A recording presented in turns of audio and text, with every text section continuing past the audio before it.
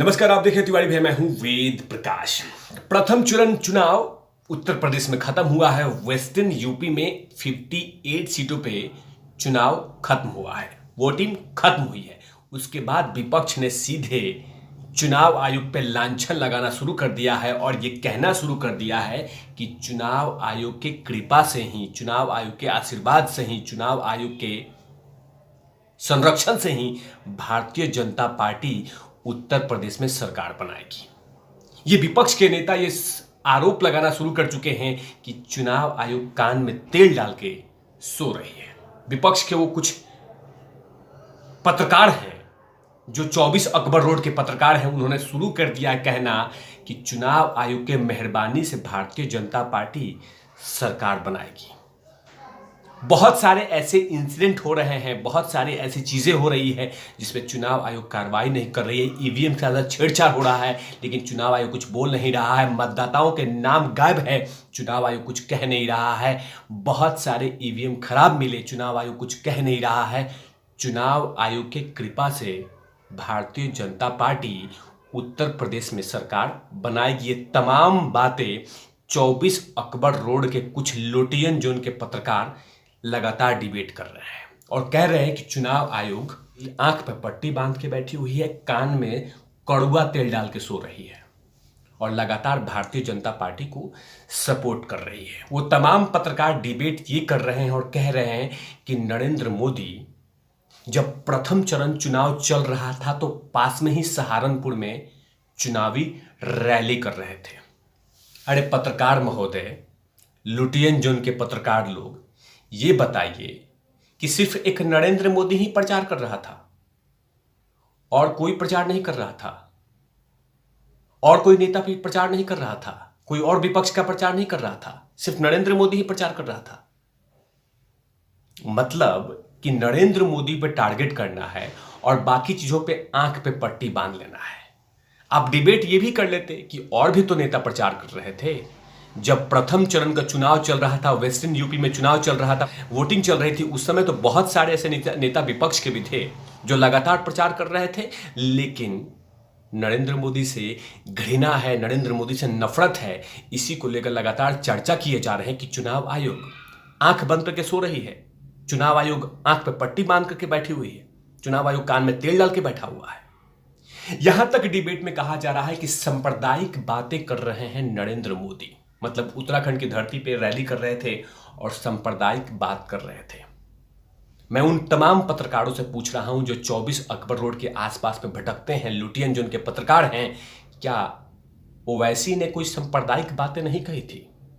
क्या ओवैसी ने यह नहीं कहा था कि जब नरेंद्र मोदी चले जाएंगे, जब योगी अपने मठ में चले जाएंगे तो तुम्हें हमसे कौन बचाएगा? क्या यह सांप्रदायिक भाषण नहीं है? उसके बारे में आप कुछ नहीं कहेंगे, लेकिन नरेंद्र मोदी ने बस दो तीन कुछ बातें ऐसे बोल दी है कि चुभना शुरू हो गया और ये कहा जा रहा है कि नरेंद्र मोदी सांप्रदायिक दंगे की बातें कर रहे हैं, नरेंद्र मोदी भड़का रहे हैं, हिंदू मुसलमान कर रहे हैं।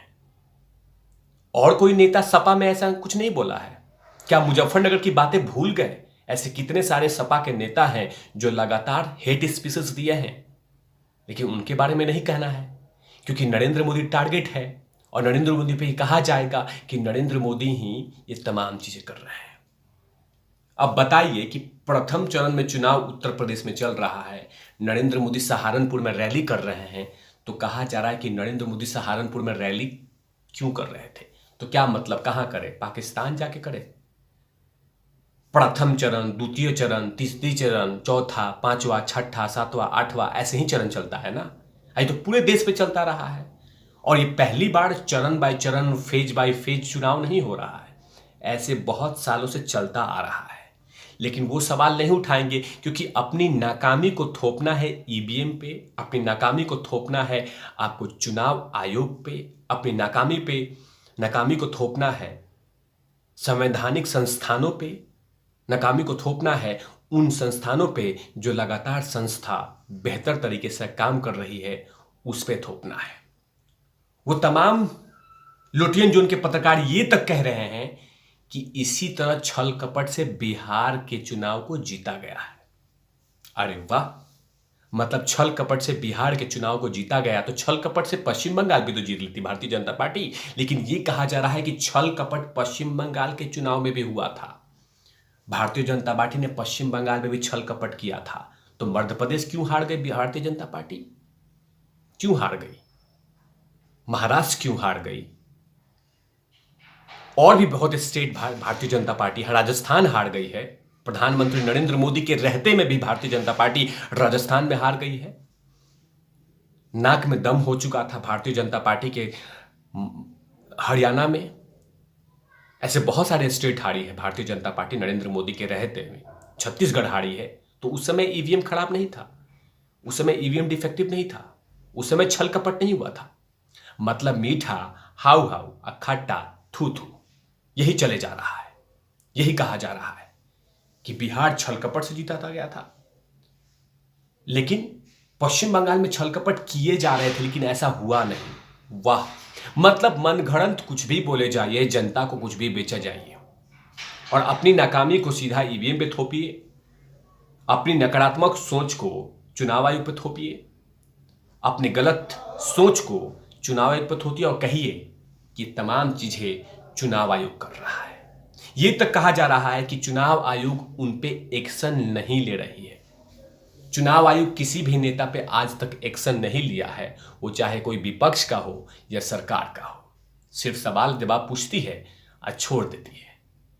लेकिन इसके लिए स्पेशली ये कहा जाए कि भारतीय जनता पार्टी को कंफर्ट जोन में चुनाव आयोग भेज दिया है, चुनाव आयोग छोड़ दिया है, ये बिल्कुल गलत है।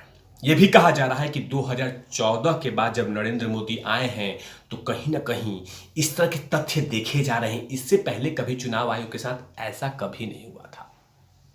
मतलब पूरी तरह से विपक्ष के पत्रकार, चाय बिस्कुट के पत्रकार, वो तमाम लोगों ने प्लान बना लिया है, विपक्ष प्लान बना लिया है कि अपनी नाकामी की बात हम सिर्फ चुनाव आयोग पे करेंगे, ईवीएम पे करेंगे, मतदाता पे करेंगे, मतदाता सूची पे करेंगे, लेकिन लांछन लगाते रहेंगे और ये कहते रहेंगे कि चुनाव आयोग के मेहरबानी से भारतीय जनता पार्टी उत्तर प्रदेश में पहली चरण में चुनाव जीत रही है।